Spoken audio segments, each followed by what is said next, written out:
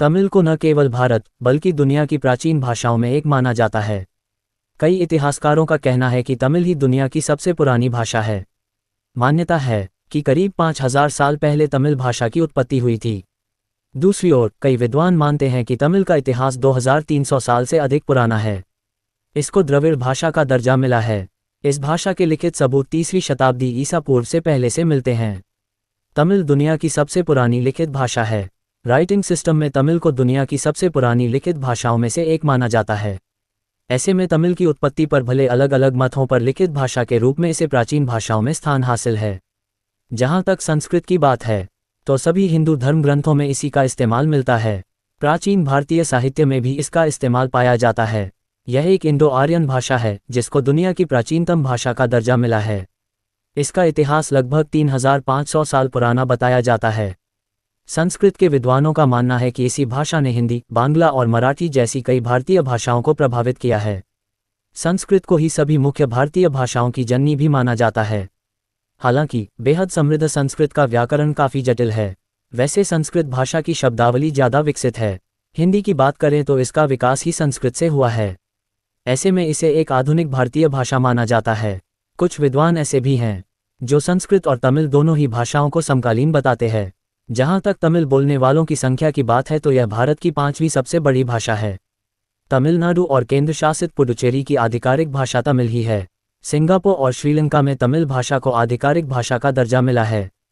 दक्षिण भारतीय राज्यों कर्नाटक, केरल, आंध्र प्रदेश और तेलंगाना में भी तमिल बोली जाती है। म्यांमार, मलेशिया, दक्षिण Africa, United kingdom, Canada, America, Australia और मॉरिशस सहित कई देशों में रहने वाले तमिल प्रवासी भी यह भाषा बोलते हैं। भारत के संविधान की 22वीं अनुसूची में शामिल भाषाओं में से एक तमिल भी है। एक अनुमान है कि तमिल का पहली भाषा के रूप में 6 करोड़ 80 लाख लोग प्रयोग करते हैं।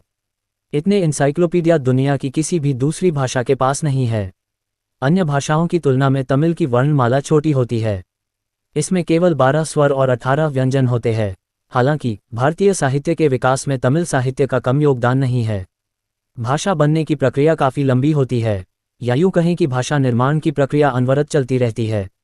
भाषा शब्द की उत्पत्ति ही संस्कृत के भाग शब्द से हुई है। भाग का मतलब है बोलना, यानी मनुष्य के पहली बार बोलने से ही भाषा का जन्म हुआ। इससे पहले मनुष्य अपनी बात दूसरे तक पहुंचाने के लिए संकेतों और भावभंगिमाओं का सहारा लेता रहा। फिर पुरापाषाण काल में सांकेतिक चित्रों का इस्तेमाल किया जाने लगा। उसके बाद धीरे धीरे मनुष्य बोलने लगा, जिसे बोली कहा जाता है। फिर उन बोलियों के लिए चिन्ह विकसित किए गए और बोली को लिखा पढ़ा जाने लगा। समय के साथ इसके लिए नियम बनाए गए जिन्हें व्याकरण कहा जाता है। भाषा का विवाद नया नहीं है। देश की आज़ादी के समय से ही हिंदी को विवादों का सामना करना पड़ रहा है। संविधान बनाने की सुगबुगाहट शुरू होने पर एक राष्ट्रभाषा बनाने की चर्चा हुई तो सबसे पहला नाम हिंदी का ही सामने आया। फिर संविधान को लिखने के लिए किस भाषा का इस्तेमाल हो, इस पर विवाद हुआ। दक्षिण भारतीय प्रतिनिधि हिंदी को राष्ट्रभाषा बनाने के विरोध में खड़े हो गए और यह केवल राजभाषा बनकर रह गई। तब से अलग अलग राज्यों में हिंदी का विरोध होता ही आया है। दक्षिण भारतीय राज्यों, खासकर तमिलनाडु में तो पिछले 6 दशकों से हिंदी का विरोध होता रहा है। राजनीतिक कारणों से बांग्ला भाषी राज्य पश्चिम बंगाल में भी हिंदी को विरोध का सामना करना पड़ा था। तब भी रेलवे स्टेशनों और सार्वजनिक स्थानों पर हिंदी में लिखावट पर कालिक पोती गई थी। हालांकि हाल के वर्षों में इस तरह का कोई बड़ा विरोध सामने नहीं आया था। पर एनईपी के ट्राई लैंग्वेज सिस्टम को लेकर एक बार फिर से तमिलनाडु ने विवाद को जन्म दे दिया है।